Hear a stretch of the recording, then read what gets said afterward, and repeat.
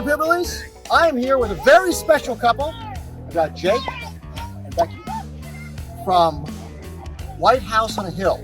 And if you don't know their channel but know my channel, then I have no idea how that happens because they're huge. But they're here as one of the keynote speakers. I guess so. I don't know. We got to figure out what we're going to talk about tonight or tomorrow. It says something about poultry raising. Yeah. So I'm going to assume it's going to have to do with feathers. But what got you guys kind of into it? I know it's on your channel, but for folks that have never seen your channel, what kind of got you interested in homesteading? Well, first we got some chickens, and then we had to figure out how to take care of them. And so that's when we went to YouTube, and we started finding other families that were taking care of chickens, but then they were also doing this thing called homesteading that we knew nothing about. And so it took us into this whole other world that we didn't expect. We just wanted to learn about taking care of chickens, and then we learned how to like grow our own food, and then now we have 5 years later. Now we have a milk cow and pigs, and we've got a big farm, and so it's led us into this whole other world that we didn't expect just when we got 6 chickens. So that's how it started, and then now it's just our weekly adventures on just raising birds, raising animals, growing our own food, and then homeschooling, doing everything together on our own farm. And then now we're working on a big aviary so we can house a lot of our birds. We got emus and sorry, I know I keep turning away from you here.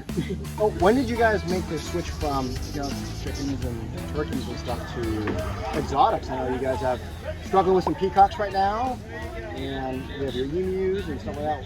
When did that kind of be? It's about a year early on. So we were at this rental property that was like 1 acre on like a really big farm, and they were cool with us having chickens and birds and anything that was portable that we could move around in chicken tractors. They were cool with. So it was all good until we got emus, but at that point, that's really what we did. We got chickens, ducks, turkeys, and it was really fun. But then we were just, how else can we explore this? And that's when we kind of poll our audience. What else should we check out? And so after we got like some more exotic chickens like I am Chamanis, then people told us about these red golden pheasants, and we got into pheasants, and we're like opened our eyes to mandarin ducks and waterfowl, and so we just started exploring different things that we could keep in small cages and small areas while we had this small piece of property. And so, you really liked hatching, so yes. you've really gone into the hatching projects. Yeah, we wanted to test ourselves out with different types of incubators, different types of birds. So we've kind of tried it all, explored that whole realm of. Found a lot of eggs on eBay. Yeah, I convinced her to let me. There's some egg adventures that they have on their YouTube channel. They're not saying it right now, but they're actually extremely humble, and they share a lot of their failures. So we don't have to repeat all of them. And it's definitely, if you're not subscribed to them, go check them out. It's been interesting because showing failures, then we get a lot of flack for that. Like, oh, you didn't know this, or, and it's like, but then you get the people that are actually doing it, that are out there either homesteading or they're hatching, and they're like, oh, I had that same issue happen. Or when they come up with something, then every day somebody messages us with a problem they're having while incubating. And so it's been very helpful to give people reassurance that are doing it themselves, that it's okay to make mistakes and learn from it. Just like you were talking about the beekeeping, we started out newbies, making mistakes. I don't know if you've made the switch. I know you're kind of running 2 at the time. Traditional style beekeeping versus the Langstroth, the lay-ins frame you talked earlier. Correct, yeah, we have the Langstroth, we have the lay-ins, or the horizontal hive, and then we have the flow hives. Right. And then now we have a Lego hive, and so we've kind of explored all these different, and then people send us, anytime they see a different weird kind of beehive, like I'm trying to get a grasp on what I've got so far, but we wanted to try it all, kind of, so we can say, oh, we like this one. Leo Sharashkin's here at this event, and that's what I saw him at a Missouri Organic Conference like 3-4 years ago, and he talked about starting in beekeeping for free. Yeah. And when I heard free, now thousands of dollars later, I'm still in beekeeping, but I thought, hey, that enticed me. You can catch wild bees, and that's how we got started. We caught a couple swarms.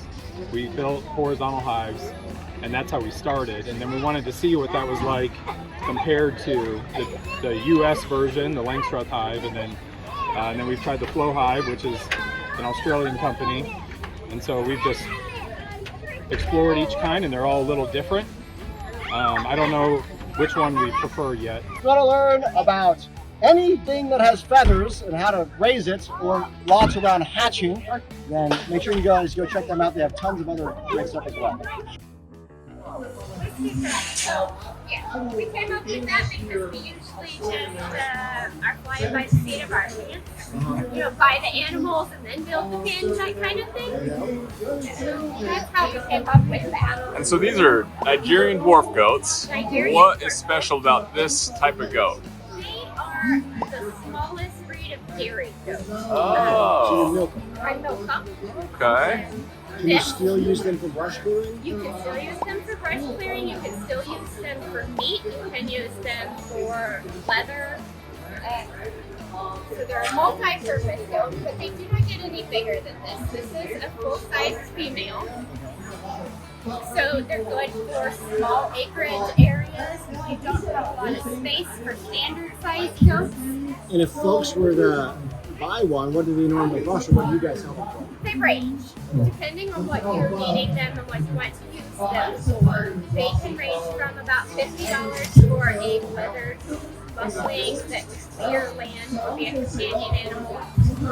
But if you're going to get into fancy goat shows and ribbons and stuff like that, then they're upwards of $1,000. Just for, so about $50 for if you're going to use it for a working, Yes. actual for purpose of goats, not fancy breeding. Right. And unless it's a doe, you're going to pay more money for the does because they're the ones doing all the purposing back there. And so they run around $200 in this area. So where are you guys at? We're from here. So Right in we live- Marshville.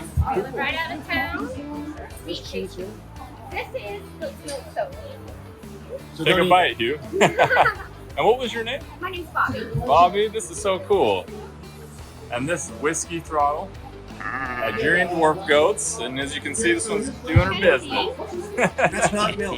That is not, but they are super cute, man. I love it. I want goats real bad. Aw, cute. I think you can get away, if you are in a city, you can get away with having goats, depending on the jurisdiction, if you name them, because now they are pets and they are no longer considered livestock. So That's that might be a workaround. Same thing with chickens. If you have anti-livestock municipality, you just name your chickens. Now you officially have pets. Wow.